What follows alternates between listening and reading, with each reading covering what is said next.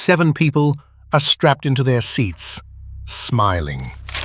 It is a cold, bright Florida morning. In 73 seconds, all 7 will be dead.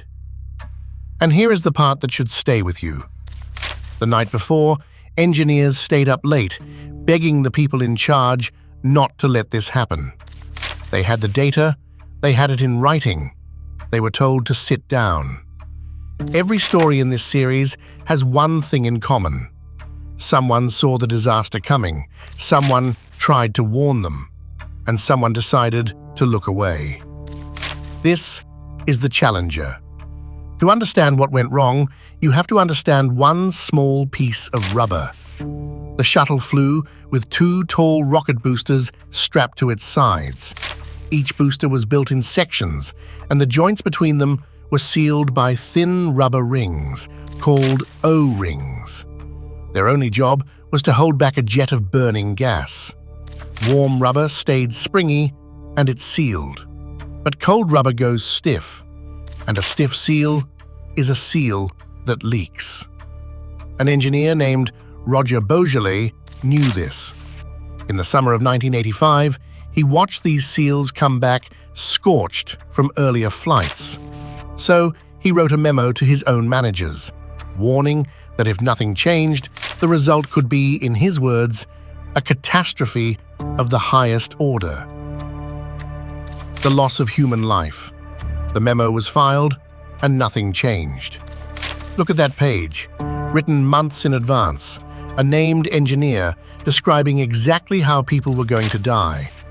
Now watch how the machine handled it. January 27th, 1986, the night before the launch. A cold front is pushing into Florida, and the morning forecast is near freezing, far colder than any shuttle had ever flown. That evening, the engineers who built the boosters get on an emergency call with NASA. They lay out their charts. Their message is simple. The seals have never been tested in cold like this. Do not launch below 53 degrees. And for a moment, it works.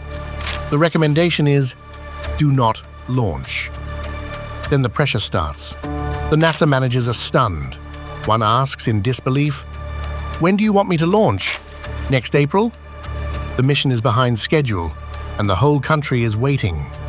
So the booster company asks for 5 minutes off the line. Behind muted microphones, the managers talk among themselves, and a senior manager turns to an engineer and says, "Take off your engineering hat and put on your management hat." When they come back, the answer has flipped.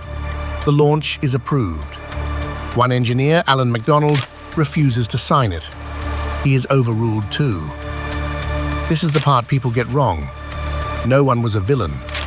They talked themselves into believing the risk was acceptable, because the schedule mattered, because it had worked before, because saying yes was easier than saying stop. That is how most disasters actually happen. Launch morning, 36 degrees with ice on the tower. At the instant of ignition, the cameras catch a puff of black smoke from the exact joint the engineers had warned about. The cold seal has already failed. For a few seconds, the shuttle gets lucky. Debris from the burning fuel jams the leak. Then, the shuttle hits the strongest winds of the flight.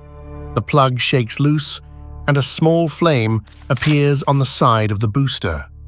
It grows into a torch pointed straight at the giant fuel tank. 73 seconds after liftoff, the tank tears open. From the ground, it looks almost gentle. A single, silent flash, and 2 boosters spiraling away. The crew cabin, still in one piece, keeps rising for a few more seconds. Then it falls. On board, Dick Scobie, Michael Smith, Judith Resnick, Ellison Onizuka, Ronald McNair, Gregory Jarvis, and Krista McAuliffe, a schoolteacher who was going to teach a lesson from space. 7 names. 1 failure. A memo had described months before. In the investigation that followed, A physicist named Richard Feynman did something simple. He dropped a piece of that O-ring rubber into a glass of ice water. When he pulled it out, it had lost its spring. In 10 seconds, on live television, he showed the country what the engineers had been shouting about for months. The memo existed. The charts existed. They said the words out loud the night before on a recorded call. They were warned. The warning was there, in black and white, in time. All they had to do was listen. This is one file in a series about warnings that went unheard.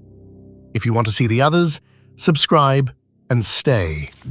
And tell me in the comments which disaster I should open next, because the pattern almost never changes. Someone always sees it coming.